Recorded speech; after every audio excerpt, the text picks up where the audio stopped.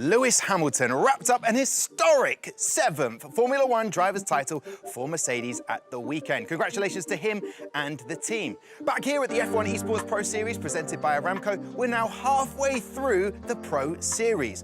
We've had 4 different winning drivers across 6 races, and 2 teams in particular are leading the way. I don't know who's going to win. I genuinely don't, and I love it. That is because you're watching Formula One Esports in 2020. The battle for the lead is going to be resolved. Freddie Rasmussen wins. He goes ahead of his rival. Here comes Jarno Opmeer. Jarno Opmeer wins. Very tight battle for the lead out front right now. Marcel Kiefer to win in Austria.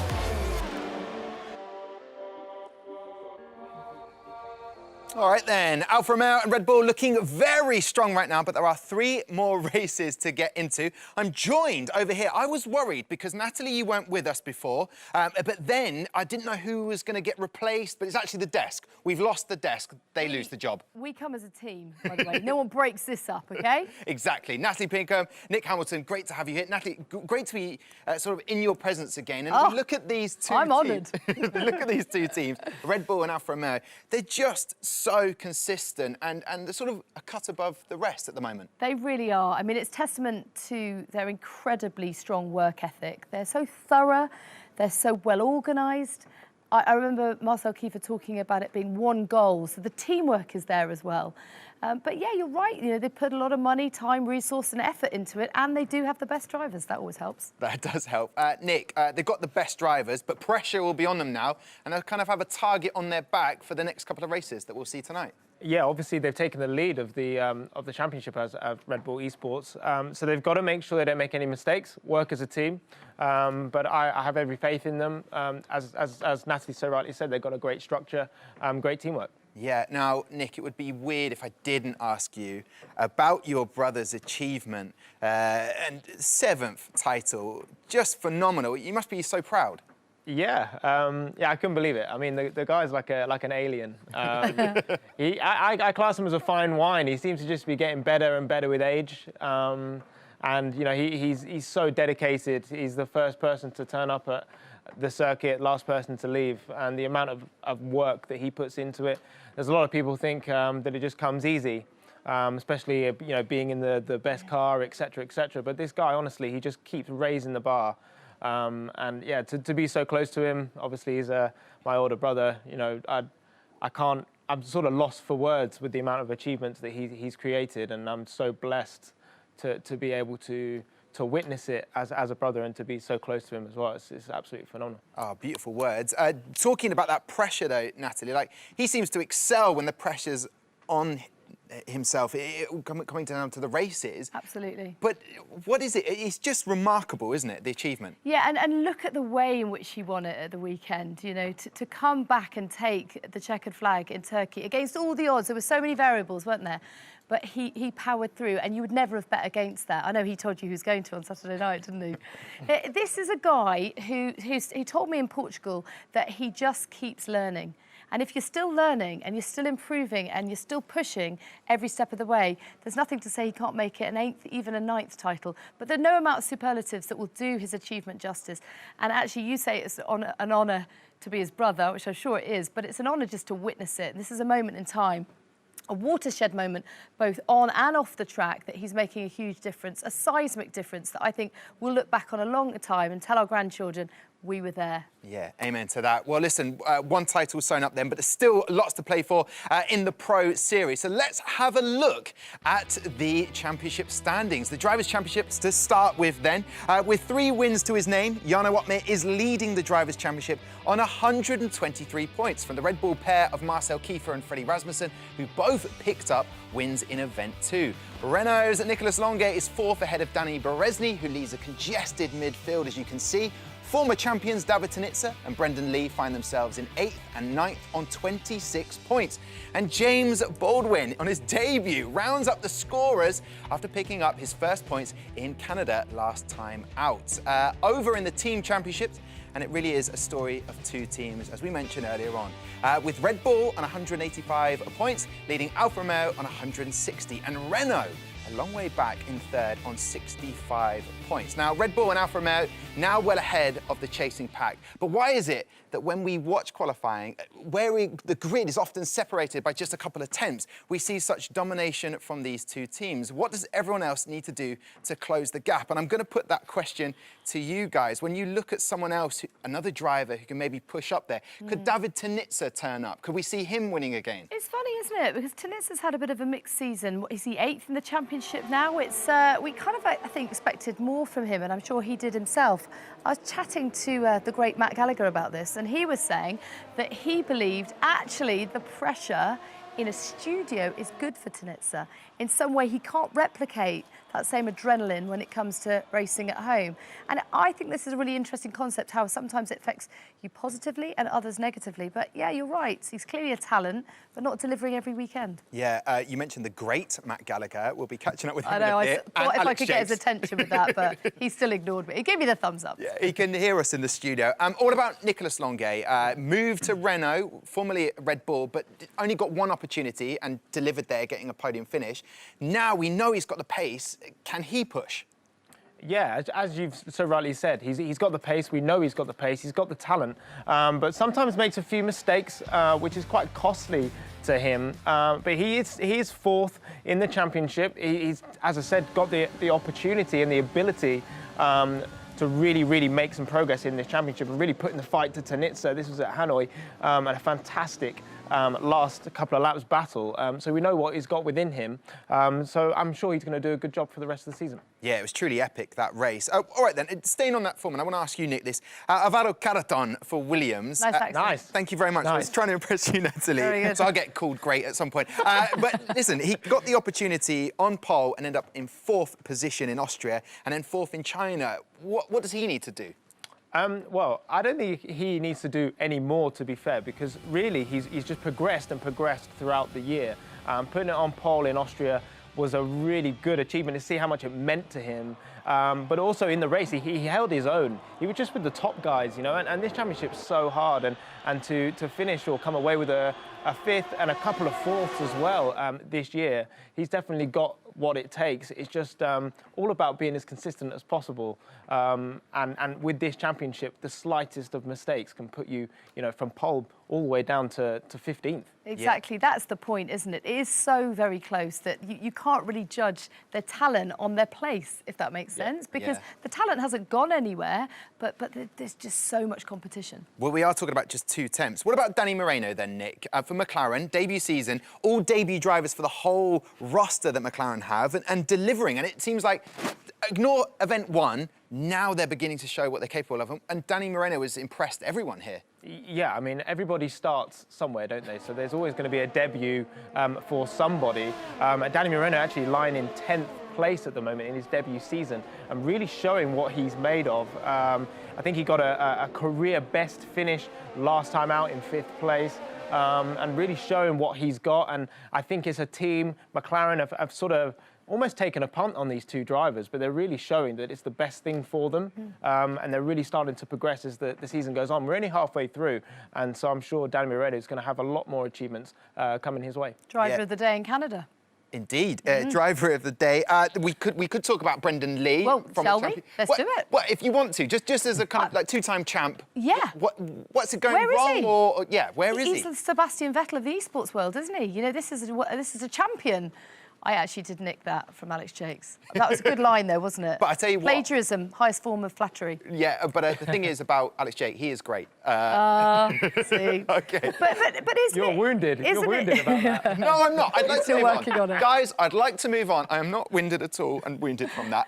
Listen, there's still plenty to do for these drivers to topple the likes of Freddie and Jarno, but to do it in a race, they first of all have to put in the times in qualifying. And there were some talking points from this morning, weren't there, Nick? Let's have a look at that Silverstone qualify. Q1, we'll start there then. Freddie Rasmussen, we didn't mention him because he's up there already. He's been dominating. Yeah, setting that early pace in Q1, not making any mistakes. Really good banker laps, which gives him the ability to sort of hang it out, maybe save a couple of sets of tyres throughout qualifying. This is Joni Tormula not getting the job done and out in Q1. You can see the disappointment on his face, which is a shame. And now this is the biggest shock.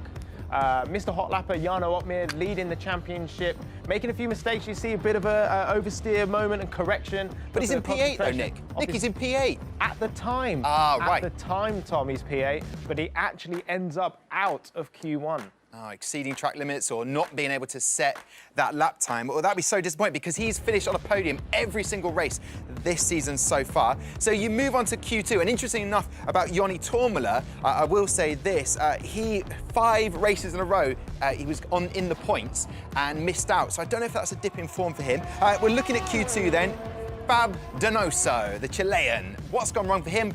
Pedal brakes problem last event. What's going wrong for him? You can see how much it means to him and the fact that he really didn't get what he wanted out of Q2. This was riding on board with Brendan Lee with the widescreen, which he has, which I want to send him a text and see if I can get that myself. That looks fantastic. But yeah, running into Q3 now, and this is where, you know, it's the business end, isn't it? The business end of the qualifying session, and Red Bull really showing what they've got underneath them and really not making any mistakes.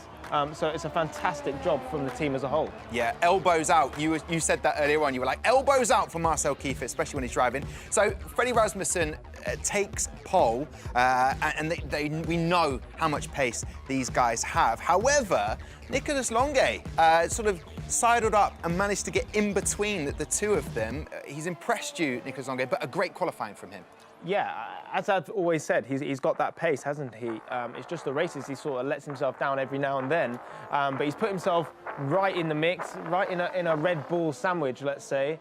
And it's now his opportunity to fight for his first F1 Esports Pro Series. It's a mouthful, that one. It's not easy. First win. So let's hope he does it. Yeah, indeed. Well, listen, there we go. Freddie Rasmussen, we're so impressed with him. He is in pole position, is Freddie Rasmussen. And then you have Nicolas Longuet in 2nd place. We know he got a 2nd finish in Hanoi. Marcel Kiefer in 3rd. David Tonitza, we've spoken about him. Can he push on and get his 2nd win of this season? Then further down the grid, Enzo Benito delivering as well. Simon Weigang, my boy, I'm pushing. I know I have to be unbiased, but I'm loving that Haas are performing. He got a 6th place finish in the last race. Bianco Lila, Alvaro Caraton down in 9th. Floris Vaez making his debut in this season, but last season was a formidable driver for Haas. And Danny Berezny, a little bit off the pace, down in 11th, you'd say. But Jana Wotmir, that's the big surprise. So weird. So weird seeing him all the way down there. 2 places behind Brendan Lee. Bad day at the office, I suppose. And Sally Sultan, you know, at one point had a podium finish 2 seasons ago at Silverstone. So these guys down here have the pace. Shanaka Clay, his first season. Based on that, looking at the grid, can you push up from 16th, Nick? You'd like to think so, but what we've seen in this championship, because the drivers are so close, it's incredible, that it is really hard to make that progress you need. So that means qualifying is so important, it's vital. And so I think Omni is going to be licking his wounds a little bit because he's made his evening very difficult. Not the only one round here, but I'll talk to Natalie in a second. Freddie Rasmussen back on pole again, whilst Jarno Opmeer has made his first big error of 2020. Will the rest of the field be able to take advantage? We'll bring you the race when we return.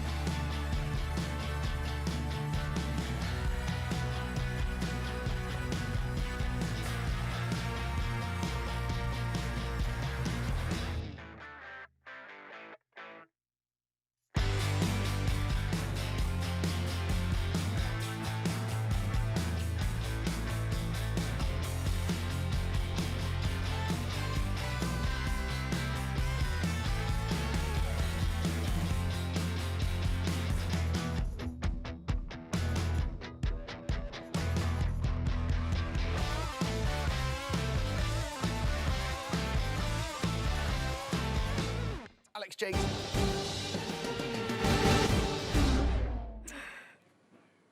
Right, welcome back. We are just moments away from racing at Silverstone. So for the first time this evening, let's join our commentators, the great Alex Jakes and the more great Matt Gallagher.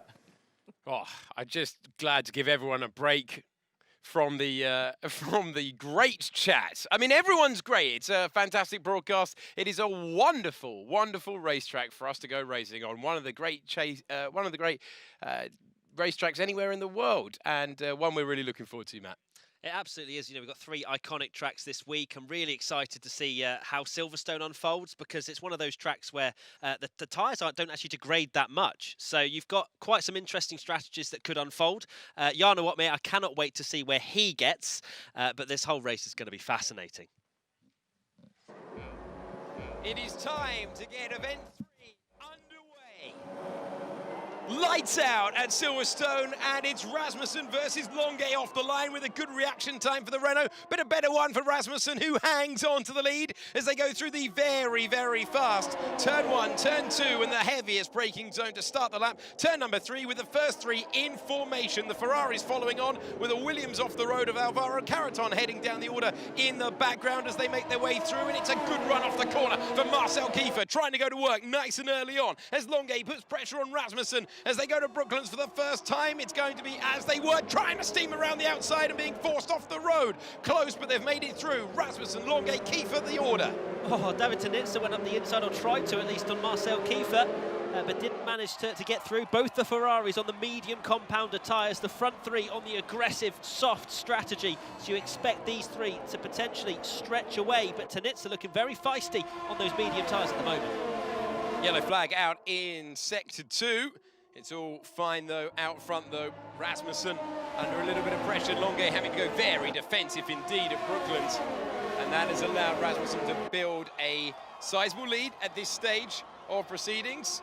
As we check in with the driver in P3, our most recent race winner, Marcel Kiefer, in 3rd position. What is he going to go for later on strategy-wise on the same tyre as those ahead? gives him something to think about as they cross over the line onto lap number 2. Freddie Rasmussen, unsurprisingly, with the fastest lap of the race. Half a second, though, we'll be pleased with that size of lead, all built when Longuet was going up against Kiefer. Tanitsa still ahead of his teammate, Danny Moreno in 6th place. Let's shine a light on Jarno Opmeer, Matt, because the championship leader was out of position, and he's made progress up to 12th. Indeed, we're looking at his teammate Beresnay, currently running in P7 on the soft tyres. I believe Opmeer is on the medium, so he's made a good start from 16th on the grid up to 12th after an incredibly poor qualifying for his standards. We expect him to be in the front 5 pretty much every single time, but currently running in that midfield pack, which we know is so difficult to make progress through. Just look at the gaps. You can't see anything over a second going all the way down to 18th position. So it's going to be interesting to see how Jarno makes that alternate strategy, which he loves. We've seen so many times how incredible he's been at the end of the race on those soft tyres. Jarno's going to have to be aggressive during this race. On board with Danny Beresnay for so often this year, the second of the Alfa Romeo drivers in the order, not something he has been used to in the past. Always competitive, always at the front, a multiple race winner and closing in on the McLaren ahead. The McLaren, who's running on that medium tyre, you can see. So Danny Moreno's got a strategic option at this stage. Beresnay is either going to have to go aggressive with the undercut, or is realistically going to have to try and pass on track. That is the task. Bit of a gap now being built between Kiefer and Tanitsa as the top 3 begin to pull away on lap number 3. So you mentioned Danny Moreno having an excellent start to this race. P6 running very strongly on those medium tyres. So we'll see the likes of Tanitsa, Benito and Moreno all go a little bit further into this race before they whack on the soft tyres. But we haven't seen a huge difference in terms of the laps the medium runners will go at the start of this race. You usually expect them in real life to go maybe sort of lap 12 or 13, but they go on much earlier. It's clearly a quicker way to push those softs and maybe have them wear towards the end of the race and the stint. There's Jarno Opmeer down in the bottom left. Got an aggressive look on his face. Definitely going to try and make some moves. He's going to have to because there's a lot of drivers in front of him on the same strategy. Yeah, DRS is going to play a big part in this in a few moments' time. All about the exit from that fantastic flowing sequence of corners. As we go back to the front, and Nicolas Longuet has absolutely hoovered up the advantage of the man in the lead, making that DRS work now on lap 3, of course. And you can see on the hanger straight, he was able to hammer in, but then you have to wait. You're always a car's length behind getting the power down. And if anything, Longuet slightly unsettled by how close he got to Rasmussen, because now we're on board with the 3rd place driver who's trying to close in. And this is high-pressure stuff. There's a lock-up to show you that Rasmussen is driving on his mirrors right now. Poor Longuet, he's probably feeling quite lonely at the moment in P2. His teammate Donoso running down in P9, so not in the mix. The Red Bulls can use the strategy to their advantage unless Longuet gets ahead of Rasmussen, which he'll be looking to do to try and get track position. But at the same time, it's all about measuring whether or not you want to use the electrical battery, the ERS, now, and trying to go aggressive onto Rasmussen, because Rasmussen right now doesn't have the DRS help to be able to defend from Longuet behind, as we tend to see a lot of DRS trains in this series with how close the drivers are in performance. But Rasmussen, of course, doesn't have that straight line advantage. Just a little bit of a swapper there for Kiefer through Kopp's corner. But Longuet, ideally for him, he needs to get out in front and pretty much just sort this race out for himself, be able to dictate the pace and the strategy. That's his aim right now as he opens the DRS. Let's see how close he can get. How much is it worth as we go down to the braking zone? He's not going to get quite as close as he did before. Probably a good thing, given how unsettled he got through Stowe Corner a couple of, well, a lap ago.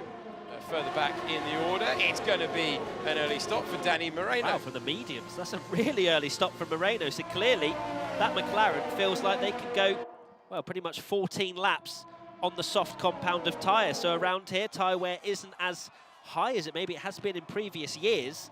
So that is a very aggressive strategy from Moreno. It's going to be interesting to see where he filters out. Weigand's in the pits, as is Brendan Lee, the 2-time champ as well. So that's an it's almost like a role reversal, isn't it? Usually you see the softs coming in earlier, but right now they're getting rid of the mediums and whacking on the faster tyre. So we're on board with the 2nd place man, Nicolas Longuet. He's started at the front He's taken a pole position. He's been on the podium in the past, but he's never been on the top step, and he's trying to put that right today. He is trying to give Renault another win. It will be their 4th in F1 Esports Pro Series history, and he is running in the wheel tracks of the Red Bull ahead. Freddie Rasmussen, he has been there and he has done that. He knows how to win races. This is where he wants to be, at the front, with the cars in his rear view mirror, because he really doesn't ever seem to feel the pressure, but he might be feeling it a little bit now. That DRS is getting Longuet within 1/10 and a half, but never closer than that. And once again, the exit from the corner was enough for Freddie Rasmussen. Will anyone go super early? Try and switch to that medium tyre, or is the soft tyre the dominant one? Here's Danny Beresnay, who's decided to pull the trigger. It's really interesting to see this unfold. So you've got Beresnay pitting from the soft tyres to go onto the mediums. You've got Moreno that's got rid of the mediums and is going pretty much the entire race on the softs. Huge amounts of strategy discrepancy between a lot of the drivers here. Which one will be quicker? Well, that's up to the drivers to decide and to show off their skills. It's going to have to be a huge tyre, sort of making sure the degradation doesn't get too much for the likes of, what do we have, pitting early, Moreno on the soft tyres. He's going to have to push that for so long, and it's a strategy we haven't really seen from many other drivers, which is unusual. Usually a lot of drivers will either go medium to softs or soft to mediums and pit around the same time. This is interesting, Alex. Yeah, it really is, and it's going to be defining. There are so many drivers in the mix, but so interested to see what Danny Moreno can do with that 15 seconds of clear air to drive into. And he's got Danny Beresnay behind him on track at the moment, albeit with that difference in the tyre compounds, of course. Fascinating to see whether McLaren's bold call there will work out for him. As we check in with the second, Donoso with the black and white warning flag next to his name there. So he's just picked up a penalty, I think, as we started to ride on board with him. So Donoso looked like he was not respecting track limits out of Magnussen Beckett, as we have Nicolas Longuet, his teammate, into the team, just about slowing it down. Kiefer in the pits as well. So Longuet, he wouldn't have known Kiefer was going to come in the pits, but he's protecting that undercut, Alex. He is indeed. So Longuet in from P2, Kiefer in from P3. And you can see the Red Bull driver has covered this one off. The driver gets a bit of a breather for a second, back out there, as in the same order that they came in. And now Freddie Rasmussen under big pressure, because his teammate and his nearest rival for victory have got the compound advantage. In laps, out laps, going to define who wins this one. Yeah, this is ideal for Red Bull. This was the one thing they didn't want, was for Kiefer to pit at the same time as Longuet, because now Longuet has the advantage. Looks like he's actually stretched a little bit of a gap to Kiefer as well in the pits. Kiefer's now got a black and white warning flag, so I wonder if he didn't slow down for the pits in time. That may well have been a pit speeding penalty, and that could be huge for the Constructors' Championship, because right now Red Bull very much in the pound seats, with Otmir in 6th and Danny Beresnay in 14th after his pit stop. And look who split them. Longuet, then Moreno ahead of Kiefer, and that would be for track position. So McLaren have rolled the dice. At the moment, it's enough to get Danny Moreno on the soft tyres into contention. Will those soft tyres last? Or is it reward now, pain later on? Will we see an immediate response? I thought we would. We have seen an immediate response from Freddie Rasmussen, who will try and cover off the charging pair behind. So we can hear from Kiefer and some coach comms. So let's take a listen to what's happening with Red Bull. We need to push. David is getting close again. David Tanitsa now takes over the race lead. Jarno Opmeer up to 2nd place on what we would usually call the alternate strategy. Here was our race leader, now down to 6th place, Freddie Rasmussen, with plenty in the pits with him as well, including Enzo Benito, who's come in, and Donoso has come into the pits as well. Now, where's it all going to shake out? This is going to be defining stuff. Here we go, Longuet now, trying to get ahead of Rasmussen. Longuet's done it. Longuet has got ahead, and Nicolas Longuet's stint there, excellent stuff, and he has got ahead of Freddie Rasmussen, with Danny Moreno putting the pressure on, and Red Bull, who had the Renault in a sandwich, in a pincer movement. Longuet went aggressive with the strategy, and Longuet has taken the net race lead. He's the highest placed of anyone to make their pit stop for the moment. Tanitsa, Opmeer, Huis, Sultan, Clay have yet to make their stops, but Longuet has track position over those who were all who were racing him And look at how close it is between the drivers who we would expect to be the top 4 later on. Confirmation that Marcel Kiefer was speeding in the pit lane. That's the reason for his penalty. So Red Bull, they've looked bulletproof, haven't they, for the majority of this? And they've been consistent. We're going to see a replay here of him coming into the pits. And, well, that was not particularly quick, but still a 3-second time penalty, and must have... There you go, there's his reaction as well. Not a happy bunny as Marcel Kiefer, because, as I was mentioning, Red Bull have looked incredibly impressive, probably the best team at the moment, and that's where the points really show as well. But little chinks in the armour just coming off, and Rasmussen and Kiefer not looking the formidable force that we've seen previously. And the undercut working for Nicholas Longate, who has the net race lead. What's David Tanitsa able to do? Where's he going to come out in this this battle? It looks like he's going to come out behind the charging pair. So Nicholas Longate up to 5th, Rasmussen in 6th, Danny Moreno, super aggressive strategy, gets him ahead of the driver who's been penalised, our most recent race winner. Now on the back foot, will that decide how Red Bull use him differently in the remaining laps as we get close and to the halfway stage? Jarno Opmeer with the race lead. He is still the joker in the pack. Awful qualifying earlier on.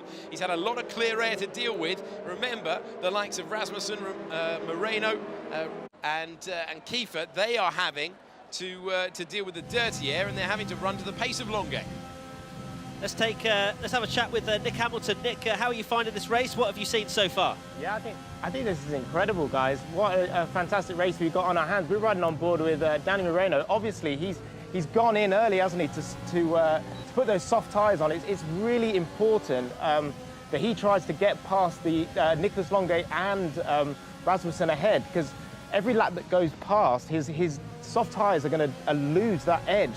And it's going to be harder and harder for him. But obviously, we've got Nicholas Longate now potentially leading the race in a net lead. And we know that Longate has made some mistakes, hasn't he, throughout the season. This could be the change for him. Yeah, it's a great opportunity for Longate, for sure. Thanks so much, Nick. And Danny Moreno, as Nick mentioned, yeah, he has to make those soft tyres work right now, because that's when he's in the optimum window.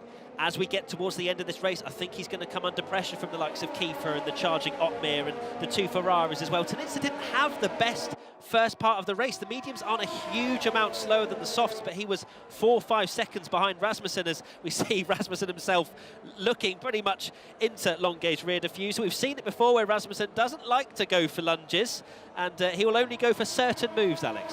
Yeah, errs on the side of caution, but that's probably contributed to the fantastic record that he has in the Esports Championship. Longate looking far more under pressure than when these roles were reversed earlier on, when Rasmussen was fairly easily able to hold him off. You can see Rasmussen has been darting to different parts of the racetrack earlier in this lap, trying to basically scare Longate into a mistake. He might not need to do so, though, because pulling alongside and going ahead, it's Freddie Rasmussen, and that could be for the race lead later on. Here we go then, Rasmussen. Will he just turn up the wick, keep up the ERS battery deployment, and try and extend his gap out in front? Or will he do what we saw earlier on in the race and just manage the gap to Longate? I think it'll be very difficult to try and pull out a second with how close these drivers are, as Jarno Opmeer and Bono Huis are both in the pits for a fresh set of soft tyres. Be interested to see how quickly they get through the field, if they do at all, because there are soft runners in front of them as well. But Opmeer, the championship leader, he's going to have to make some moves to score some points here, Alex. He really is. It's been a fantastic run so far this season, but he's got to go on the attack. That's exactly where he wants to be at this stage of the race as well. But it's one thing to do it earlier on. Oh, he's immediately got to run on Joni Tourmala. We go on board with the Alfa Romeo. That is going to be easy stuff as long as he can get to the apex first. He will do so, and Jarno Opmeer moves himself up to 12th position. Game on. I'm really interested to see how he filters through, because they all have DRS, but Joni Tourmala didn't even look like he was trying to defend, just saving his battery. Maybe didn't think it was worth fighting the championship leader. Next up is Fabrizio Donoso, who already has a 3-second time penalty, but Jarno has to make overtake, maybe 1 or 2 overtakes every 1 or 2 laps, pretty much 1 overtake a lap for Jarno Opmeer to really try and get himself in the hunt of scoring some good points. But it'd be a great result. I was saying before we came on air, top 6 would be a miraculous result, considering we've seen so many times where the top drivers have struggled in qualifying and not been able to make up positions. Jarno Opmeer seems like he's able to do that. does indeed, but this is an entirely different task compared to the rest of his season. One thing to do it at the front, another thing to do it in the middle of the pack, where maybe things are going to be more aggressive when drivers are reacting to cars in front of them. He's got the Renault ahead of him of Donoso, who is chasing down Floris Viers. And it is getting very, very close. Will he try the opportunistic move? He will. He's going to have to risk that front wing to do so. And he's going to get ahead, but that's the risk of racing in the middle of the pack, and he just about got away with it. The next car up the road is Viers. The next car up the road is a single point for his championship challenge, which has been going like a train for the first 6 rounds of the year. But now he's had to respond, and it is very tight all the way through the field. Still, it's Freddie Rasmussen. The move was for the race lead. Half a second his advantage over Nicolas Longuet. Danny Moreno holds third place, but holds third place on a very aggressive strategy. Will it last for him? It would be his maiden podium in the championship if he can hang on. And look at how close Jarno Opmeer is able to follow. He is able to stay right underneath of that rear wing. Now it's DRS time. Oh, he's been chopped on the hanger straight. He won't like it at all. And it's going to interrupt his momentum all the while. And Floris Viers stays ahead, but Jarno Opmeer will be extremely unhappy with that one, and it will bring Donoso back into play. Meanwhile, terrific battle just up the road between Enzo Benito and Brendan Lee. They've been side by side, corner after corner after corner after corner. They're still side by side, battling over what is 8th position, currently in possession of Enzo Benito. Back to Jarno Opmeer, as we can see Lee and Benito still fighting there. Oh, how close is that? A little dive up the inside. Jarno Opmeer has to take risks. He's going to go for the same move again up the inside. He loves that move. He's done it again. Super stuff. Now into the points for Jarno Opmeer.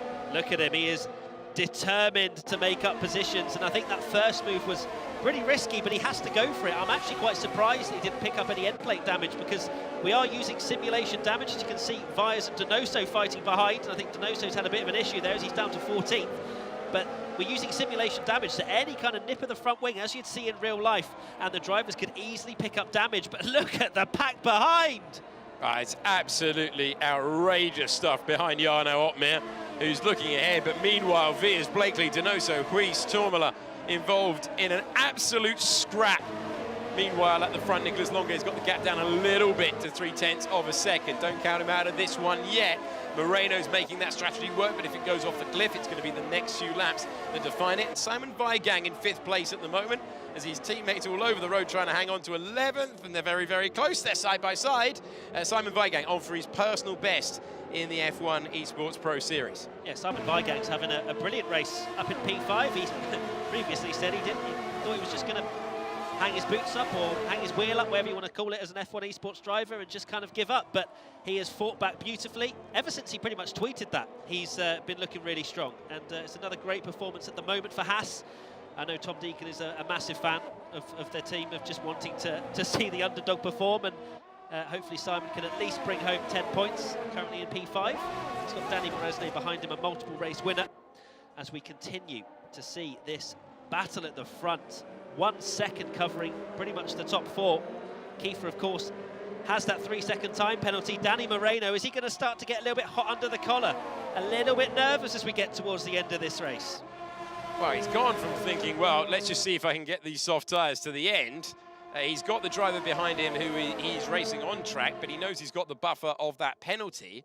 And he is hoping for something dramatic between Rasmussen and Longuet. It looked like Rasmussen was beginning to on the verge of checking out, but Longuet has really, really tried hard last couple of laps to try and break that momentum, and he's certainly done so there. That is super close, closest he's been since he was overtaken, and he is hanging on at the moment. So Viers, Donoso, Soltong with the penalties there, and Marcel Kiefer, the highest placed driver, with a penalty up top. 9th place right now for Jarno Opmeer, who's dispatched Brendan Lee.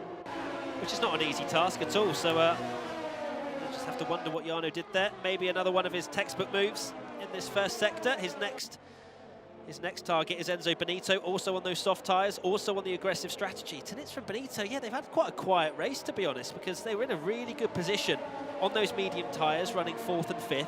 But Tenitsa just had a very poor stint. I was looking at the sector times and the gap interval between himself and Benito. Benito was all over him during that first stint. So I feel like FDA Hublot Esports team haven't really utilised a great opportunity, especially where they put themselves after qualifying. And that will frustrate them because they've had their ups and downs this season, but they were well placed, as you say, Matt. Not being able to convert, not at this stage. We count no chickens on this at this commentary desk, and we wait to see whether Longuet can do anything. It's how close can you follow through this section, and Rasmussen having to deal with the fact that he's not got DRS. You can see Danny Moreno kicking up the dust there as he tries to extract the very last of the grip from those soft tyres. 9 laps on the softs. This is the battle for the lead. Close, but not close enough. And we've seen that time and time again. Rasmussen really had to make use of his superior exit. He did so, but now he's the one locking up. He's the one under pressure. He's been in this position, though. 5 times a winner in the F1 Esports Pro Series, looking to make it 6, and he's not too far away now. If Moreno holds on to P3 after this incredibly aggressive strategy, he's already on 10-lap-old soft tyres. If he holds on to P3, keeps the pace, then that's easily driver of the day for me. That is just such a great performance so far from Danny Moreno. Can he hold on? He's got Marcel Kiefer behind, but he's got a penalty. So if the Red Bull driver does get a run on him, just let him go. It's not likely that he's going to gap 3 seconds. Not at this stage. Exactly. Not at this stage. We cast our minds to Longuet now, still on board with him. When we see these on boards, you can take a look at the steering wheel down below, and it shows you just how much ERS with that yellow bar he has left, and he is saving. Right now he used it for a little bit, and as you can see, overtake, that's when it's not enabled. When it says disable, that's when it is. Basically when it goes green. Either or. I've really not explained that well, but I got it back. I got it. But it is interesting to look at the steering wheel and see how much energy Longuet has, because you cast our minds back to Austria. That's when Rasmussen saved his energy for the right moments and then deployed it all and made the overtake work. Oh, he's super close. He's closest that he's been so far at this stage. The hanger straight going for the race lead. Nicolas Longuet's going to get there. Nicolas Longuet is just a couple of laps away from his maiden victory after taking the lead. That was all too easy, wasn't it, for Longuet? I wonder if Rasmussen wanted him to go past. Do you want to be second place going into the last lap? I feel like Freddie Rasmussen did not mind that at all. He may just put his batteries on charge, have a little snooze for the next couple of laps. Not really a snooze, but going into the final lap, he'll then attack Longuet again. Or is it now? Let's find out. He is very, very close. The lock-up from the race leader. He's been on pole. He's been with Red Bull before. He's been on the podium before. Now with Renault. He is staring at a first victory in this championship. But Freddie Rasmussen looking to come back and score a 6th victory. And when he's been there and done that, it makes these laps so tough. And you wouldn't know that he's got victory on the line at all. You'd think this was the outlap on a Friday. Nice and chilled. It has been a race once again of fine margins, once again being settled on the penultimate or maybe even final lap of the race, with Danny Moreno going, am I really going to take these tyres all this way? How close Freddie Rasmussen follows through these corners is going to be everything. Absolutely. Longuet has no chance to keep back Rasmussen. Moreno all over the back of Freddie as well. This is not over for the top 4. Kiefer looks like he may drop down to P7. Here comes Rasmussen. Is he going to go for the move? He's going for the late one around the outside. Side by side they go.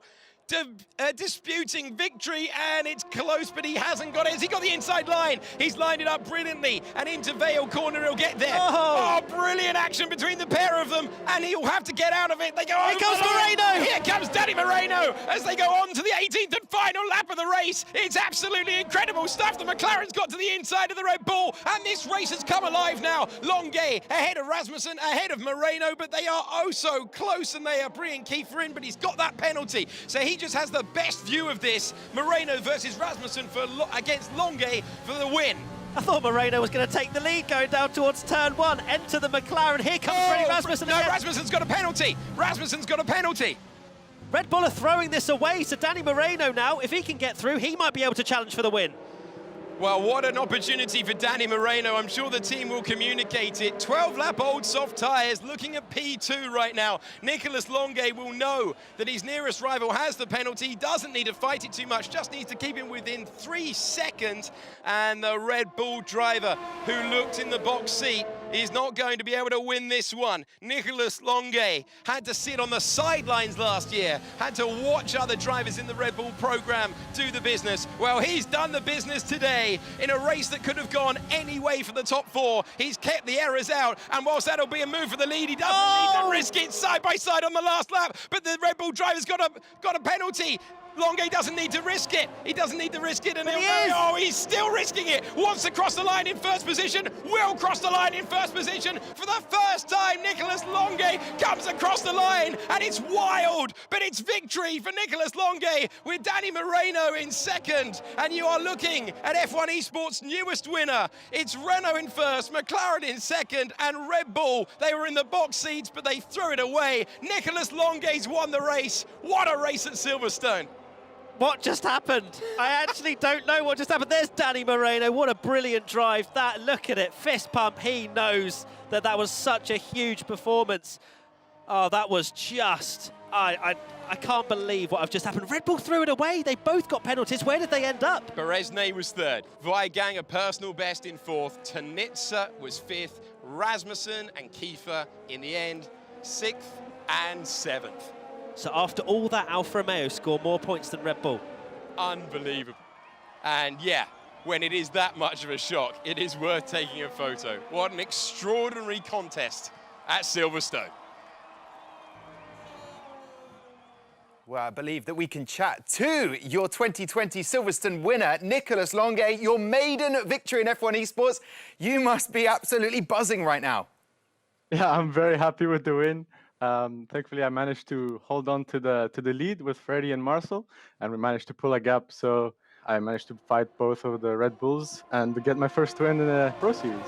Yeah, and it hasn't come soon enough. I mean, you've been fantastic this far. We're into the second half of the season.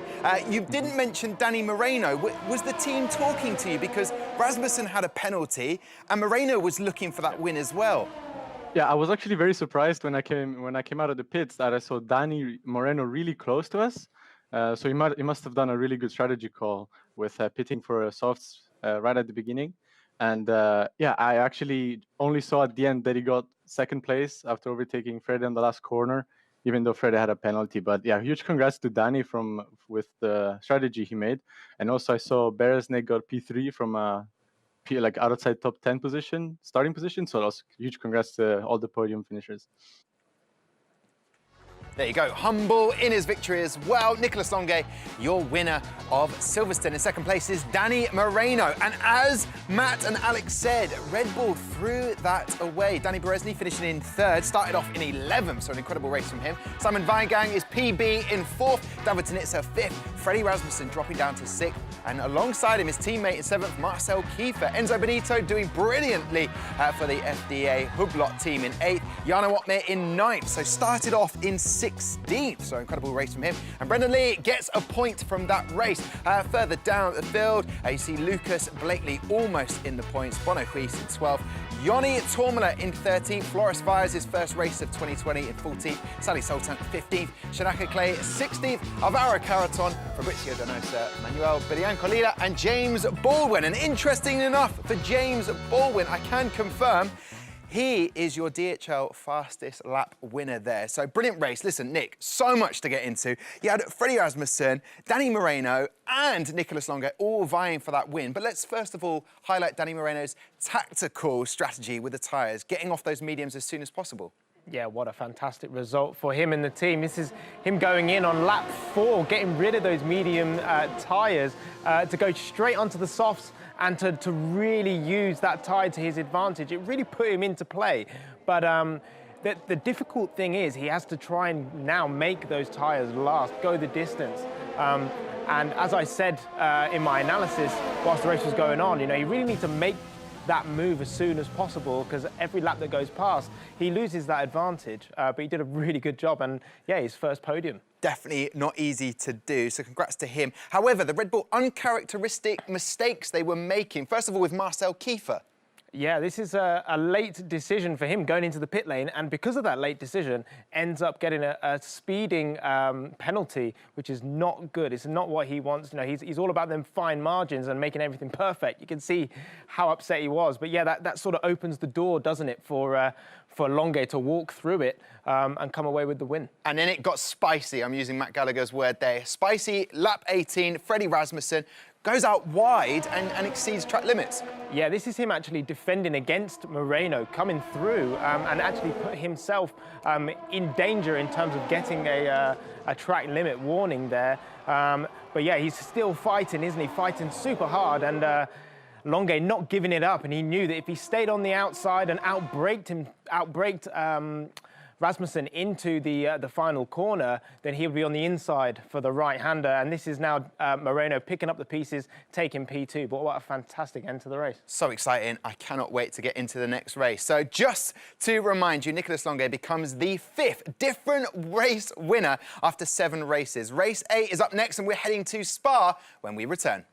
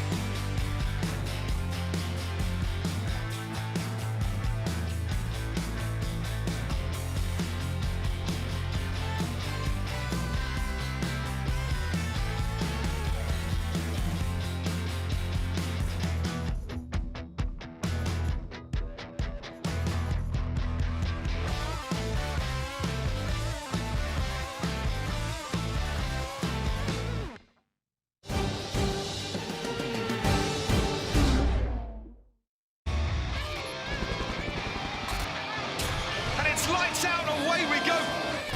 Up goes Kimi Räikkönen. That is Max Verstappen out already. Sebastian Vettel is going wheel to wheel with Lewis Hamilton. He never gives up.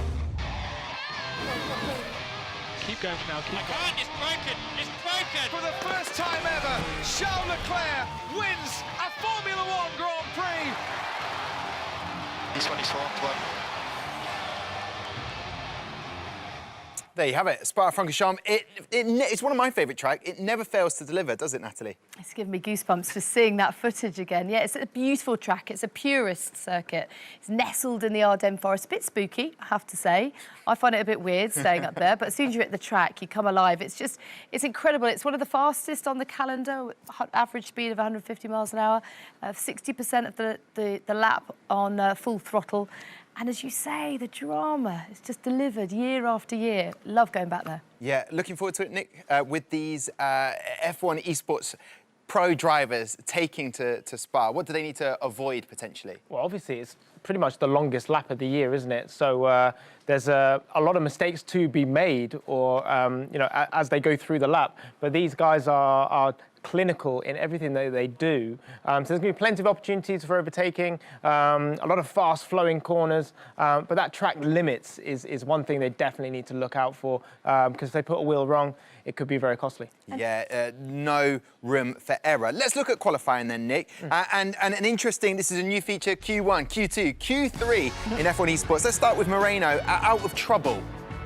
Yeah, I mean, Moreno doing a good job, isn't he? We see him just developing as time goes on. Goes P6, Q1, which you can see he's very, very relieved at that situation. Brendan Lee actually put himself in quite a lot of danger. He had to make sure he got this lap done to get himself into Q2, which he did. You can see he's very relieved at that as well. He doesn't show much emotion, Brendan Lee, but he's a perfectionist, that's for sure. Yeah, we were just thinking he's left it too late. And Joni Tourmala, again, missing out on making it to Q2. Longue, I mean, he saves the best till last. I think that's something that he'll have had that confidence, I guess, from the first win tonight at Silverstone. And also Donoso, his teammate, doesn't seem happy there at all, does he? Yeah, he knows he's got the opportunity to be in and amongst it, but it's not coming together, is it, for Donoso? But let's see what he can do in the race. It's going to be very interesting. And we just saw Caraton missing out, but going into Q3, we know the Iceman, Freddie Rasmussen, will deliver, and he definitely did that. In the qualifying show, we all took predictions. I think it was Alex Jakes who said, Rasmussen's got this. Yeah, I actually went for Otmir, and unfortunately he didn't get the lap. Yeah, Rasmussen's showing that he's very, very consistent, isn't he? And at the moment, the guy to beat, especially on in qualifying, but doing a good job in the races as well. OK, so out of those guys, we look at the grid. Qualifying is done and dusted. A turn to the biggest screen. You were talking about Brendan Lee's screen earlier. Look at this one. I love this. Home cinema. So Freddie Rasmussen, that's 2 poles today. Danny Berezny beginning to show that form that maybe we expected at the beginning of the season. Keitha in 3rd. David Tanitsa, another P4 for him going into this.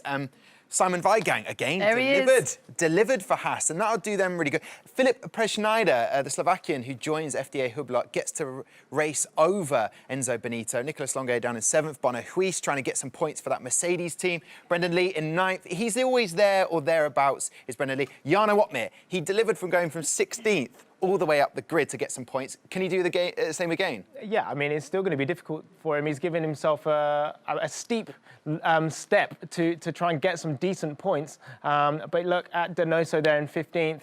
Danny Moreno will be upset with P14, considering he just come off the back of a podium finish. But it's going to be a great race. Yeah, and Joni Tourmala trying to get back in the points again. Lucas Blakely, someone we didn't talk about. He showed real promise in the virtual Grand Prix, but not quite delivering at the moment, Natalie. Well, I tell you what, this is a hard circuit to do it at. I mean, it's a great circuit, but talking of steep steps, it's full of undulations, the differences in height, it's constantly climbing and dropping.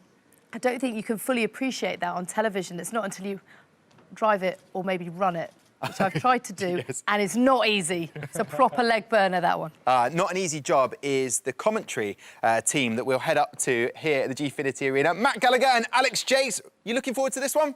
Oh, we are looking forward to this one enormously. This is the daddy of all the tracks. It is going to be a pretty hairy first lap. Let's be honest, it is always such an intense run up the hill to turn number 5, Matt. Absolutely, and you almost don't want to be on pole position leading up to the Belgian Grand Prix because of the huge run you get after Radion, not Eau Rouge. Either or, but it's going to be really interesting, especially if you get the strategy wrong.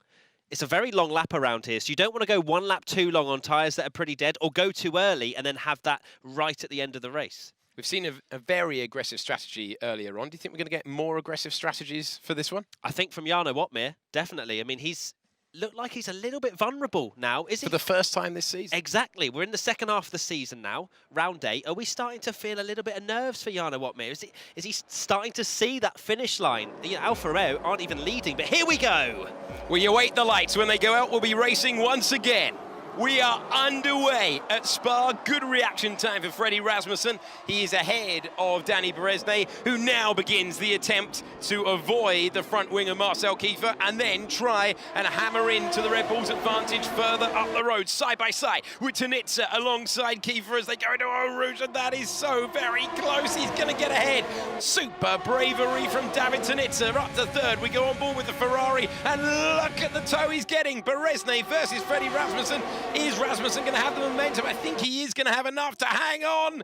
And the Alfa Romeo tries, but did not have the propulsion that he needed. Rasmussen holds the lead as they plunge back down the hill. Talk about bravery from David Tanitsa. That was absolutely phenomenal from Kiefer, but Kiefer sticks on the inside. Tanitsa goes wide.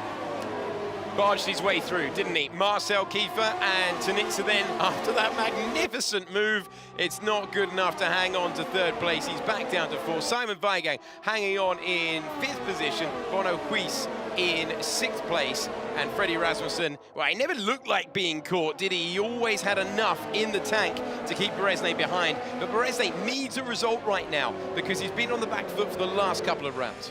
He needs a result, and he also needs to provide the points for Alfa Romeo, because Red Bull, once again, just like in Silverstone, are in the pound seats. But the Red Bull drivers threw it away a little bit with a few penalties and dropped down the field. And in fact, Alfa Romeo scored more points than Red Bull at Silverstone, which is crazy to think when you look at the two drivers and where they started. There's Simon Weigang, who is a man just reborn, it has to be said, running in P5, looking very strong indeed. This guy wanted to quit.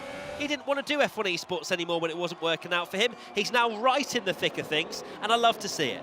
And he was pretty calm earlier on when you were speaking to him after qualifying. He's just in a good place right now. Seems like he's in an easy situation, and he's performing time and time again, coming off that personal best in P4 from the race at Silverstone to the race at Spa, and a battle for the lead. The Alfa Romeo versus the Red Bull, and what a run for Danny Beresnay, who easily takes P1. So this is it now. Instead of just sitting behind Freddie Rasmussen, which he could easily do, just to save his electrical battery, his ERS, for later on in the race, he wants to go aggressive, Danny Beresnay. He hasn't won this season. He is a multiple race winner over the course of these Pro Series seasons. There's his teammate, Jarno Opmeer. He hasn't made any positions up from the start, but crucially, he's on the medium tyres, and I think that's actually a rare strategy when we look at the front runners. I think most of them are on the softs, the more aggressive strategy and the quicker strategy to begin with. But Jarno, as we've seen so many times before, is going for the slower at the start, aggressive at the end. Yeah, driver next up the road, Brendan Lee, has got the same tyres on, as has Nicolas Longuet. So he's in a direct race with them. Philip Presneda in for the Ferrari entry is in 7th position on the softs. So the work to do for Jarno Opmeer is up against the 2 cars directly in ahead of him. He just seems to love that strategy, doesn't he? He just seems to really favour that. We were questioning earlier on after the qualifying show whether he'd mix it up today. Are you surprised that he's stuck with the same again? Not really. It's clearly worked for him so many times already. He's had a poor qualifying, but he's trying to turn that around with the favoured strategy for him. Danny Beresnay is going for it. He's not hanging about at the moment. I think he's putting a lot of his energy into trying to stretch that gap to Rasmussen, but unfortunately, DRS will now be open. The rear wing will open down this long straight, and it'll allow Rasmussen to close back up, save some of that energy, which is so crucial. You can see we're riding on board with Simon Weigang. You look down on the steering wheel, you can see that yellow bar. That's how much of his energy deployment he has left. So he's been using quite a bit to stay with this front pack, and he's right in the sort of, the slipstream and the rear diffuser almost of David Tunitsa. But you just don't want to see that yellow bar go down to null, otherwise you'll just be a sitting duck. Yeah, David Tunitsa, after an up and down 2020, finds himself plunging down the hill to the corner with no name, and then they get to go on. But be careful not to go too wide there, but there's not that much runoff area around this version of the circuit than perhaps we have seen in other versions of Spa in the past. You can still get a penalty for putting all 4 wheels off the racetrack there though, and we did see times invalidated in qualifying for doing just that. What I'm wondering, as we see Alvaro Carreton get a 3-second time penalty for not respecting track limits, you'd have to assume. What I'm wondering is that Danny Moreno went about his way for that British Grand Prix with a very odd strategy of putting the softs on, getting track position, getting in that fight, that DRS train, and then just holding on. Are we going to see even more aggressive strategies? The McLaren driver made it work around Silverstone. It's not a huge tyre destroyer. But either way, it got him in the mix. Even though he didn't have the pace at the end, he was still there and almost took the victory. So we might see some early pit stops to really try and get into the mix with Beresnay, Rasmussen, Kiefer and Co. And Co? There you go. I was going to say and Co on, which is like and Co and so on all together. We got there at the end, didn't we, Matt? In the slipstream of Freddie Rasmussen, who is, he's got his teammate behind, he's got Beresnay ahead, and Beresnay having sealed his return to the podium. Now, sorry, Alex, just quickly about my point on the steering wheel. Have a look at how full that bar is for Freddie Rasmussen. He's pretty much has his entire battery charge saved up. He is sat behind Beresnay, waiting to strike. Yeah, and you can Bit of a moment there as he came off the corner, but he's gathered it all together. And Rasmussen, who would have been pretty irritated with how Silverstone unfolded, really, because tactically he played it perfectly, put himself in the position for the win, and it really got away from him in those last couple of laps. It did indeed. It was theirs to win, and somehow they managed to throw it away. But they are fighting back strong, this Red Bull pairing, Rasmussen and Kiefer. Definitely the two to beat, it has to be said. If we're looking towards the final few races of the season, I think that Rasmussen and Kiefer both have a chance to win this driver's title, but they've said it already, that they're there for the constructors. The $750,000 is decided in the constructors. They're there to work as a team. I don't imagine we'll see the two of those guys crashing into each other. No, don't say that. Oh, well, I've done enough, mate. I did an insta-jinx for Tanitsa at the start, didn't I? He immediately, as soon as I complimented him. But yeah, I think Rasmussen's a very calm and composed driver. We see that he doesn't go for ridiculous lunges. He's there to score points and be consistently at the top. No one really having a buffer of over, just looking down this order, the biggest gap right now between Caraton and Moreno at just about 7/10 of a second. Everyone else pretty close to the inside, getting very close indeed. Freddie Rasmussen. And he's brought his teammate along as well, who comes out in second place. It's just about Danny Berezne, but he was coming under huge pressure there as he makes use of all of his power deployment that Matt highlighted on the steering wheel, and in the end, that wasn't even a contest. Rasmussen back to P1. I thought we were about to see another Red Bull master plan there, the one we saw in Austria, where they worked so well together to stop the charging Jarno Opmeer. Look at Freddie Rasmussen. He is going. He's trying to stretch that gap to over 1 second. Marcel Kiefer all over the back of the Alfa Romeo driver as well. The Red Bulls are striking.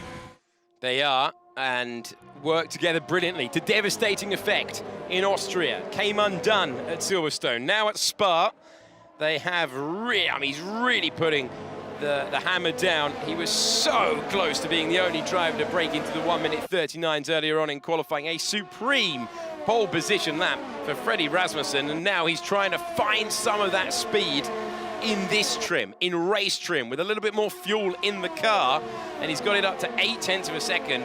Danny Berezne will know what's going on. Danny Berezne, who's been in this position in the past 5 times, a race winner, and it is an in-lap for Freddie Rasmussen. All of that work being done to try and build a gap. It was an in-lap. Here is the driver making his stop. So you've got Rasmussen, Weigang, Huis, Presneda, Donoso all coming into the pits now to chuck on the medium compounded tyres. So as you say, Alex, yeah, just trying to get a little bit of a gap, a little bit of a buffer to make sure that, well, with the undercut as well, he could easily come out over a second ahead of this pairing that we're seeing. Marcel Kiefer, is he now going to strike with all of his deployment? And remember, this really could be the end of Berezne's chances if he can't keep him behind. But with that deployment, with the momentum, with the power, and now with the lead, Marcel Kiefer not only takes the lead of the race on lap number 6, but he dents the response lap from Danny Berezne, and it's advantage Red Bull in this one. Oh, this could be some cheeky little plans here from Kiefer. He could just wind the car down a little bit, just make sure that this in-lap, clearly they should be pitting at the end of this lap, I would imagine. But well, in fact, Kiefer's actually going for it, it looks like, trying to gap Berezne as well. Danny Berezne not having a great couple of laps. Rasmussen was able to gap him, and now Kiefer is looking like he's also on a charge. Tanitsa, you can't discount him yet, currently running in P3 just behind these two.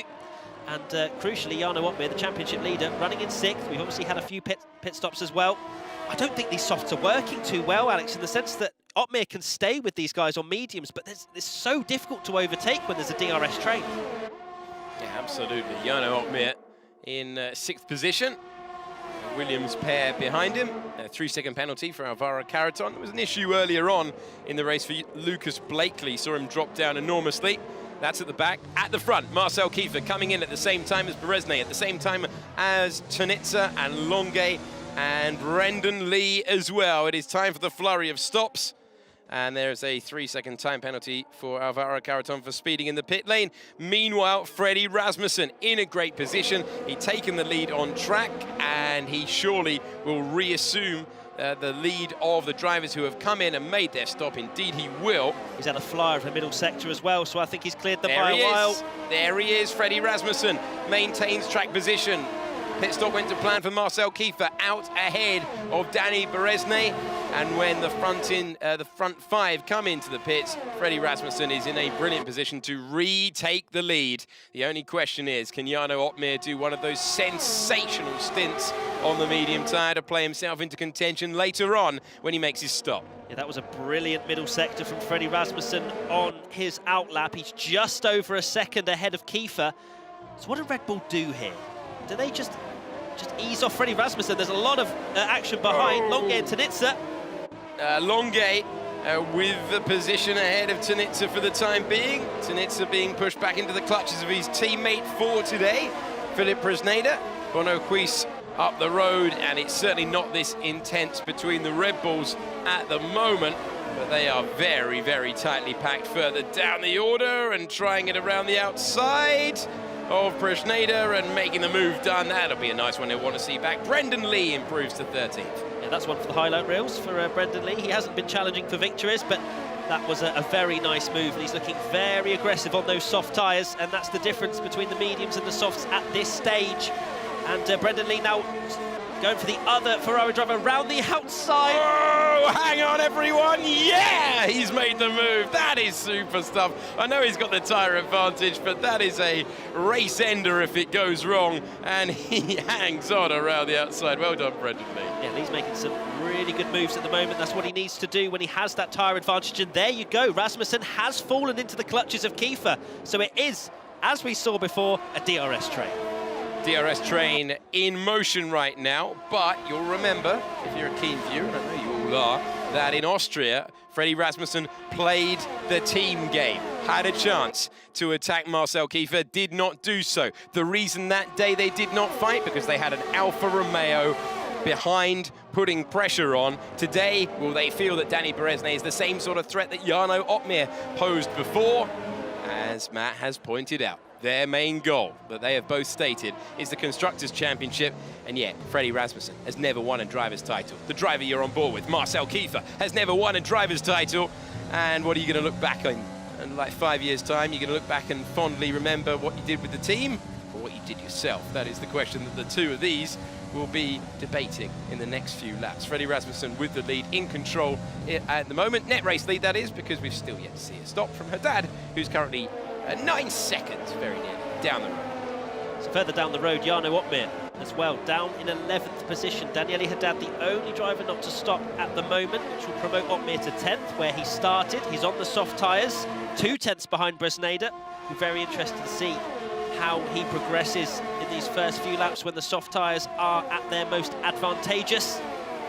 And I think the Red Bulls, they have this in their grasps now. They can use each other to their advantage. I think Rasmussen meant to fall back into this DRS train to allow Kiefer to be able to defend from Berezne, so he can save a bit more energy deployment when he goes down the straights. Daniele Haddad comes into the pits.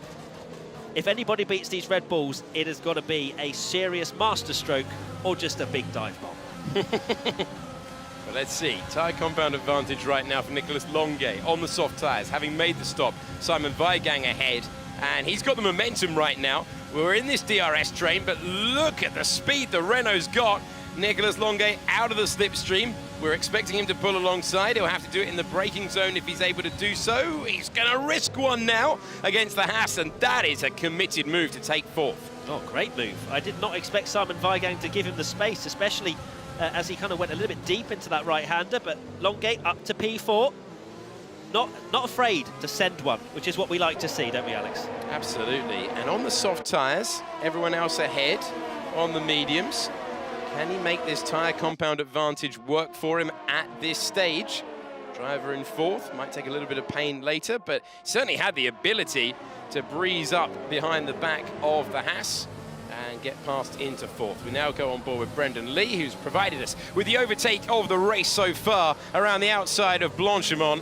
And that's Max Verstappen territory, isn't it? Pulling one of those off, and now he's going to try and get past the Haas, who doesn't seem as happy on this tyre. Look at the speed that Brendan Lee's got. He's not going to do it again, is he? He's thinking about it. He's gone round the outside. He's going to consider the inside this time. He's got so much confidence at this stage of the race. Is he last of the late breakers? He is, you know, and he's taken 5th. That's a brilliant move from Brendan Lee. Let's hear from his former teammate, Danny Beresnay, and how his race is going. So he's vulnerable. I won't attack him, man. They can outplay me too easy. Well, he's going to have to overtake and attack someone, because otherwise Longuet is going to be the one to take P3, Alex. He is. Look at this fantastic shot as we're on board with the final finisher on the podium as it stands at the moment. Counting down into the latter stages, Nicolas Longuet's got the tyre advantage. Can he do another late-braking move? Oh, he's thinking about it. Got to be careful with that front wing, because any damage would surely end his charge. And in the end, it's another opportunity to progress. Slightly interrupted. Longuet making good use of those tyres. A little bit of a lock-up there. Brendan Lee is quick as well. And Danny Beresnay saying, I don't think I can do anything about the cars in front. He's not worried about the cars in front anymore. He's worried about that Renault. Absolutely. It was a bit defeatist from Beresnay. That's not what I want to hear from Danny, who is a multiple race winner from previous seasons, and he's up there now fighting. I'd expect him to just send one and hope for the best. You know, they can outplay him, for sure. The Red Bulls can use each other to their advantage, like they did in Austria, save the battery in particular areas. But at the same time, Danny, you can't sit in P3 with your teammate down in P8 when you're fighting Red Bull for the championship, and they're currently 1 and 2. Yeah, Jarno Opmeer as well, getting very, very close to Bono Cuisse in the battle for 7th place. Every point crucial in the Drivers' Championship. The Red Bulls are in control out front. Nicolas Longuet, though, everything here is important as he tries to climb the hill. By the time he gets to Lake Home, he wants to be alongside and taking another trip to the podium after that fantastic victory at Silverstone, looking to double up, looking for a chance to use that softer rubber against the Red Bulls. I don't think he'd take the same attitude as we heard from Beresnay. Longuet has not been afraid to take risks this season. Sometimes it pays off. Sometimes you'll lose a bit of front wing. Sometimes you'll lose the pole position for an attacking lap. Now, can he gain something? Can he gain P3? Doesn't seem to have the speed that he needs at this point, as Danny Beresnay uses Marcel Kiefer really effectively there, and it's another opportunity gone for the Renault. And you can see there down on his steering wheel, he's got hardly any energy deployment to work with, so he's used it all up trying to get past Danny Beresnay, probably as well getting past Brendan Lee before. So, well, Nicolas Longuet is struggling a little bit at the moment in terms of the tools he has available to him to really attack the front three. But right now, Danny Beresnay just slowly creeping in on Marcel Kiefer. He just has to do something, right, Alex? He can't just sit there and accept 3rd position. Otherwise, the likes of Nicolas Longuet on this, a faster tyre at the moment will take advantage as well. Let's check in with Jarno Opmeer, who has seen a relatively brilliant start to the season. I'm a little bit unstuck in the last couple of races. He's got a chance to move forward, though. He's got those soft tyres on the car. You can see 2 laps old. Bound to be 3 at the end of this one. And he's got Simon Weigang ahead. You'd expect him to have a compound advantage, but if you can use DRS to defend as well as an attack, it's going to be a hard proposition. And we don't know how long these softs are going to last either. No, we do not, and it was in fact Longuet getting past Weigang, not Brendan Lee. I apologise, Brendan, when you watch this back. Jarno Opmeer, as you say, running in P7. His softs will start to plead for help towards the end of this race, and he needs to really try and make up this position on Weigang at the very least. In front of that, you've got 2 more soft compound runners. Longuet is very close indeed to Beresnay once again as we come down the straight. Can he have an opportunity? Does he have enough energy? That's the question. Yeah, it doesn't look like it, does it? He's been in that position for the last 3 laps, and yet when they get to the chicane right about now, he's just got no chance to get ahead. And despite the tyre compound advantage, he is not set up to try and improve to the podium. So frustration for Beresnay, because he feels he's been, well, he's got no chance against the Red Bull team tactics. It's almost like the aura of Red Bull working against Danny Beresnay rather than him being able to do anything about it. So he seems content with the podium for now. Nicolas Longuet definitely had the pace earlier on, but that appears to be fading with every single lap. Matt's already pointed out his battery deployment problems nearly at the end of that tether, and then Brendan Lee, Simon Weigang, Jarno Opmeer within the train. Once again, everyone within DRS all the way down to 19th position. Frankly, ridiculous. That's what I was about to pick up on, was the fact that literally nobody is out of DRS apart from Lucas Blakely and James Baldwin, which is, yeah, as you say, completely and utterly just, you can't believe how close these drivers are. I say that Bonacuis is a second, now it's just under again. Jarno Wotmir is now past Simon Weigang, up to P6, crucial for the championship that he's managed to move what will probably be into the bus stop chicane. Last of the late breakers, using that commentary phrase. Whoop, whoop. The book of cliches we like to get out of commentary every once in a while. Okay, back to the frustrating run up the hill, or so it's proven for Nicolas Longuet, because this is where he looks great and you're like, okay, right, he's in the box seats. Here we go, DRS time. And then it just does not move forward because everyone's got DRS and he's unable to do anything about it. Very close, Marcel Kiefer to Freddie Rasmussen. Freddie Rasmussen right there, helping him defend from P3, but Marcel Kiefer got within 0.2 of a second at turn number 5. Absolutely, I think Rasmussen maybe had a poor exit, which allowed Kiefer to get a little bit closer than maybe Marcel had hoped for. But that is the literal definition. Marcel Kiefer as the backup gunner to Freddie Rasmussen. They want this one too, and it will really give them a great stranglehold on this Constructors' Championship and close in on Jarno Wotmir down in P6 as well. Danny Berezne, as I say, just maybe a little bit psychologically affected by the fact that there's two teammates in front of him. If Jarno Wotmir was in P4, maybe there would have been a few more team tactics, a bit more confidence to maybe take it to the Red Bulls. But it just shows how difficult it is to overtake here because of the fact everyone is in DRS, apart from Freddie Rasmussen. He probably's forgotten what that looks like. He's just pushing along and dragging 17 other drivers with him. About 195 miles an hour, where there was a little bit of a wiggle for Danny Berezne. Didn't even worry about it, not even bothered. Just foot to the floor and try and put the pressure on the Red Bulls. Penultimate lap of the race. Is it checkmate for Red Bull out front at the moment? Longuet, can he do anything different on that softer compounded tyres? Brendan Lee has not been able to go with the Renault driver. Jarno Wotmir is going to try and close him down, but he's not going to get close enough. Once again, onto the Kemmel Straight we go. And Kiefer closed very close indeed. He closed his DRS, he could have got past. Staying in the wheel tracks, knows that he owes his Austrian win to his teammate doing the defense. Today he is playing the team role, and they have a great command of things at Red Bull, because it takes a lot for your drivers to trust each other like that. Kiefer will note that he might have been slightly vulnerable to Danny Berezne earlier in the race, and as a result getting close but not trying to make the move on Freddie Rasmussen. I wonder if Red Bull seal the deal, win the Constructors with one race to go. Rasmussen and Kiefer, would they finally start battling? That would be nice to watch. It would be nice to watch. It'd be a requirement as well. If they won the Constructors' Championship, who cares? We want to see some wheel-to-wheel racing. And Marcel Kiefer's now dropped back. Cedric Tomei has a 3-second time penalty for multiple infringements of track limits. And Alvaro Caraton not having a great day with the penalties, a couple of penalties, one of which was for speeding in the pit lane. We're about to go on to the final lap of the race. It's only an error that's going to deny Freddie Rasmussen a brilliant pole lap for him. But now we're waiting to see whether anything can ruin Red Bull's perfect day so far. Wotmir's made a small mistake in that last sector and has almost fallen out of DRS to Brendan Lee. Brendan Lee looking the feistiest, and maybe Danny Berezne as well, all over the back of Marcel Kiefer. He'll have to time this perfectly. Danny Berezne, has he been waiting? Has he been kidding with us on the radio? Has he been trying to lull Red Bull into a false sense of security? Can he offer anything? This is the last clear-cut opportunity. Would have to be brave, would have to be risky into the bus stop chicane, and he's nowhere near making a move on the second Red Bull as they go into Les Combes. And they've got this signed, sealed, delivered Red Bull. I think even Freddie may have just lifted off the gas a little bit to allow Marcel to get even more of a slipstream down the Kemmel Straight.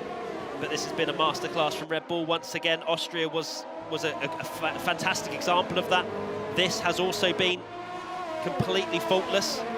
Danny Berezne still within 0.3, so it's not over just yet, but it's been faultless up until now. I'll cover it that way. Well, you can see Kiefer just pulling to the side of the road, trying to interrupt any momentum that Danny Beresne may have. It's not a great day for Jarno Opmeer in the championship, but it's another exemplary performance of team tactics from Red Bull. They allowed Rasmussen to stay with Kiefer so that Kiefer could defend his second place. And when Kiefer had the run on Rasmussen late on, he was able to defend. Will it be a 1-2 though? Because Freddie Rasmussen looks like he's going to get to the flag first. But here's the run for Danny Beresne, who's been patient. And at the final chicane, he's got the inside line. Will Kiefer relent? No, he won't. They're barging wheels. Oh, he's going to get there. Freddie Rasmussen brilliantly wins in Belgium. And Danny Beresne with a late move to take second place out of nowhere. It's not a 1-2 for Red Bull. It's a 1-3. Beresne's late show to get second place, and Kiefer will finish third. What a surprise that was. What a move. I was actually just telling production my driver of the day before that happened, and my Aramco driver of the day does go to Danny Beresne. What an unbelievable move at the last bus stop chicane. That was aggressive, that was confident, and as you say, Alex, maybe just winding it up, saving a little bit more battery. There he is with his karaoke mic just to the to the right of him, and I'm sure he'd be pretty happy with that. That's the Danny Beresne of old that we've come to know. Oh, he knew it was coming. A brilliant win for Rasmussen, a super move at the end there, and fair driving with Kiefer as well. There he is, he's your driver of the day, man. Absolutely, my Aramco F1 Esports driver of the day, Danny Beresne, straight on his phone, as they all are, tweeting, texting their mums, whatever they do, even though they are probably at home, but either way. There's Marcel Kiefer as well. He'll be a little bit gutted. Red Bull had a 1-2. Will that be something we look back on in the final race where Marcel Kiefer gave up those 3 points? Who knows? I hope so. Be very interesting to see. Let's send it back downstairs to the great Tom Deacon. Yes, I was just checking my phone, and yeah, Danny Beresne hasn't messaged me yet, but a fabulous drive. How'd your mum put the tea on? Yeah, that's all sorted. Excellent. Yeah, I've got snacks ready. Natalie, Nick, what a race that was. We thought it was going to be a 1-2 for the 5th time ever in esports, F1 Esports, and yet Danny Beresne pulls out of the bag. But you noticed the Red Bull and how they were working as a team. Beautiful synergy once again, this innate understanding between the two of them. We thought it was going to be enough, didn't we, for a 1-2, but Beresne pulling out the bag with a corner or so to go was incredible. But you have to say, it doesn't take away anything from the fact that they do have this very sort of polished, dominant performance as a team. And I've said it before, but wow, wouldn't the racers in the real world love that kind of rear gunner as for the second Red Bull driver, just because it works so well. And you saw Beresne kind of a bit out of sorts through most of the race because he's separated by a few places from his teammate, and he doesn't have that teamwork at his disposal, which is so important. But, you know, Beresne, fair play to him. He saved the best till last. 15 laps of epic fun, Nick, and we were watching a selfless drive from Marcel Kiefer. But who stood up for you? Whose drive really sort of caught your eye? I thought Brendan Lee did a really good job, especially on his soft tyres, using those to his advantage, doing some fantastic overtaking moves, didn't he? And basically came from 9th to 5th, which is a great result for Brendan Lee. It's him coming back and showing people what he's still got and that he hasn't lost it. Yeah, and the interesting is about Brendan Lee, he said going into event 3, he said, listen, we're off the pace, but we know what we have to do. We're just going to have to send it. And send it he did, as we're seeing here. And it was impressive, catching up on Simon Weigang and then thinking, I'm not going to stop there, I'm going to keep going. Yeah, he got his elbows out, didn't he? And really used, as I say, these tyres to his advantage, showing he's got racecraft. It looks like he's going left, but he doesn't. He goes right, goes down the inside, and makes sure he closes the door so Weigang can't get back underneath him through the left-hander. And a really good job and good drive from Brendan Lee there. We watched him win his maiden race, Nicolas Longuet at Silverstone. Coming into Spa, though, there was a sort of tactic change. Could he use the DRS? Could he use the ERS? Well, what was going on for his race? Yeah, to me, it seemed like he was constantly on that ERS, wasn't he? Really using it to his advantage, getting good slipstream and hounding Beresne, wasn't he, all the way through that race. Beresne did a good job in soaking up the pressure, but you can see that Longuet got to a point where he didn't really have any more in the tank, did he? And his tyres pretty much done. And the fact that he'd used all of his battery didn't really mean, or it meant that he wasn't able to, really take the fight to Beresne and make a move. Yeah, we were talking when I heard Matt and Alex masterfully commentating on that race. They were either going to send one or dive bomb at one point, but Danny Berezny just waited until the last moment. It was epic, and yet he had to fend off the whole time Nicolas Longuet. Yeah, it was very smart driving, wasn't it? Time to perfection. I have to say, I'd like to know and understand Jarno Opmeer's mindset at the moment, because there has been a bit of a dip in form. You know, this was the guy, the man of the moment that could do no wrong, and he just seems to have gone off the ball slightly, but maybe we can find out why. But this happens, doesn't it, in seasons? You just have a bit of a purple patch, bit of off form, and hopefully he'll come good again in the last 4 races of the season. Yeah, if you want to win that championship, you can't have that ebb and flow. But some drivers doing better than others.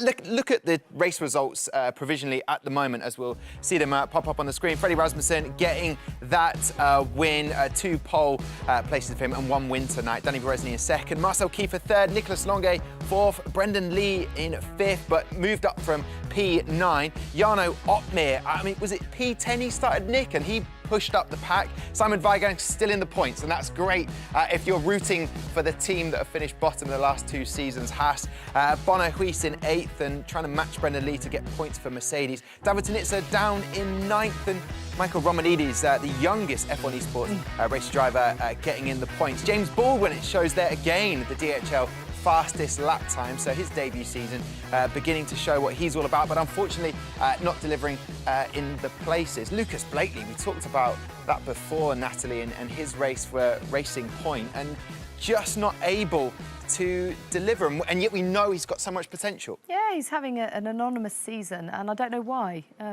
We should find out. Yeah, let's call him now. Everyone else is on their phone, F1 Esports drivers. All right, OK, when we head to Monza, we've got less than a minute to get into it. The Temple of Speed, it's just epic, isn't it? It's the fastest track on the calendar, 80% of it on full throttle. It's one I love. We won't have any Tifosi there this year, but when they're there, it's electric. OK, and will it be 3 and 3 now? Because DHL fastest lap time is James Baldwin. Do you reckon he'll get 3 out of 3? I hope so, but I'm sure he wanted to be higher up the standings and not just be getting fastest lap of the day. But let's wait and see. OK, listen, guys, an absolute pleasure to have you with me this evening, and for you as well. That is almost it for this evening. But if you want to be in with a chance of competing here next year, there is just 2 weeks remaining to take part in the final 2021 qualification event. Head on to f1esports.com to find out how to get involved. Before then, we have more racing coming your way tomorrow when we are racing live at Monza. There is a live qualifying show with Nick joining Matt Gallagher on the sofa right where I'm stood right now with special guest Natalie Pinkham. They will also look back at the best of the action from this evening. That starts at 3:30, then we'll be back at 7:30 p.m. GMT to bring you the race live. Loads to look forward to then. A big thank you to Alex, to Matt, to Nick and Natalie, and to you. We'll see you back here tomorrow. Goodbye for now.